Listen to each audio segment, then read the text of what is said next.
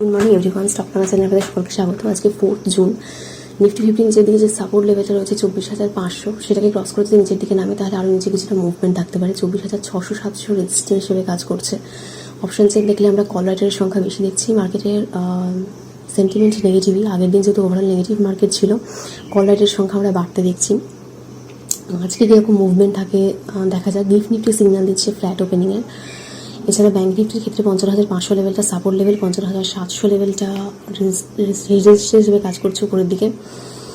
এছাড়া সেন্সেক্সের ক্ষেত্রে 80,700 লেভেলটা নিচের দিকে সাপোর্ট লেভেল হিসেবে কাজ করছে, আর উপরের দিকে 80,900 লেভেল রেজিস্ট্যান্স হিসেবে কাজ করছে। এছাড়া আমরা এফআইআই সেলিং আগের দিন দেখলাম 2,850 কোটি মতো। এছাড়া ওলা ইলেকট্রিক 8.1% আগের দিন পরিচিতি দেখলাম। তার কারণ হচ্ছে হুন্ডাই মোটর 690 কোটি টাকার মতো শেয়ার, মানে 2.47% স্টেক বিক্রি করছে। তার সাথে সাথে হুন্ডাই মোটরের সাথে কিয়াও 0.62% স্টেক বিক্রি মানে সেল করতে দেখলাম।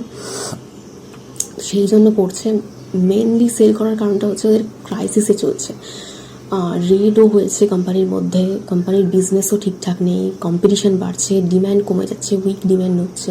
তো সেই জন্য ওলা নিয়ে অবশ্যই ফোকাসে রাখবেন স্টকটাকে এবং স্টাডি করতে পারেন। এছাড়া আমরা ওদের সিটি গ্রুপ যে গ্লোবাল মার্কেট মরিশাস কোম্পানি রয়েছে সেখানেও আমরা দেখছি 1.95% স্টেক তারা কিনেছে, পারচেস করেছে ওরা থেকে, কিন্তু তাও 8.1% আগের দিন পড়ে যেতে দেখলাম আমরা। তো এটা ফোকাসে থাকবে। এছাড়া আমরা আজকে কটা ব্লক ডিলের মাধ্যমে কিছু কোম্পানির শেয়ারকে সেল হতে দেখবো। যেমন অ্যালকেম ল্যাবরেটরিজ রয়েছে, 2.9% তাদের শেয়ার কি সেল হতে চলেছে।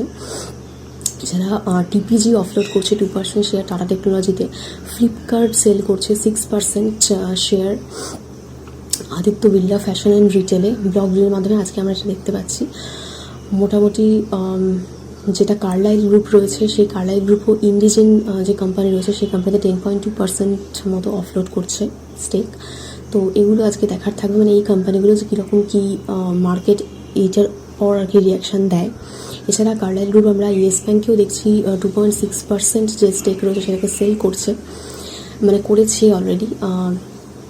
ইয়েস ব্যাঙ্কের শেয়ারকে আগের দিন আমরা 10% জন্য করতে দেখলাম। এছাড়া ইয়েস ব্যাঙ্কের আরেকটা খবর হচ্ছে যে 16,000 কোটি মতো টাকার তারা ইকুইটি আর ডেট সিকিউরিটির মাধ্যমে এতটা ফান্ড রেজিং করতে চলেছে। তো সেটা একটা গুড নিউজ। তো ইয়েস ব্যাঙ্ক পরবর্তীকালে অবশ্যই ফোকাসে থাকবে, স্টাডি করবেন।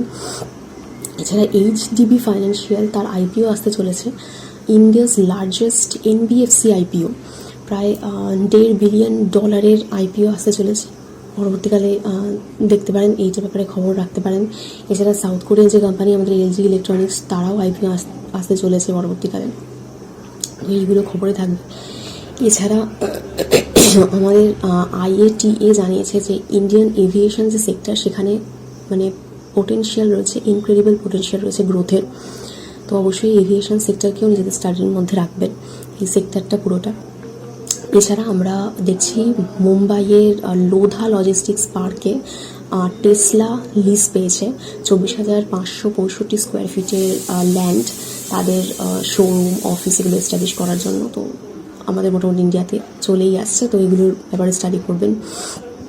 এছাড়া নেসলের ইন্ডিয়া ক্যাপেক্স আমরা দেখছি 1.8% থেকে 10% আর কি মানে হয়ে গেছে অলরেডি 2025-এ। তো নেসলে ইন্ডিয়াটাও স্টাডির মধ্যে রাখতে পারেন। যদি ওরা ক্যাপেক্স বাড়াবার জন্য, হ্যাঁ, এমপ্লয়ি যারা আছে তারা মোটামুটি 3.8% ওদের ড্রপ হয়েছে। এমপ্লয়িজরা অনেক ছাঁটাই হচ্ছে ক্যাপেক্স বাড়াবার জন্য, কিন্তু তাও মানে এটাকে ফোকাসে রাখতে পারেন কোম্পানিটাকে দেখার জন্য, পরের দিকে এদের বিজনেসকে স্টাডি করার জন্য।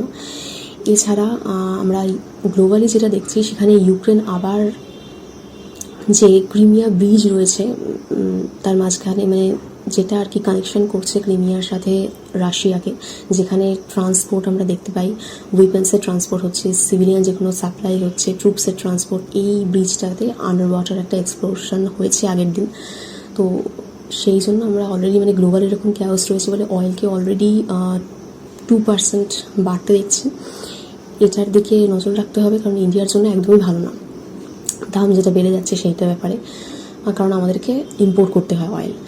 তো সেক্ষেত্রে গ্লোবালি একটা ক্যাওসের সিচুয়েশন হচ্ছে। তো সেই জন্য আমরা ইউএস মার্কেট যদি দেখি, মোটামুটি ওকে ওকে পারফরমেন্স, সেই রকম কোনো বড় কোনো মুভ দেখতে পাচ্ছি না।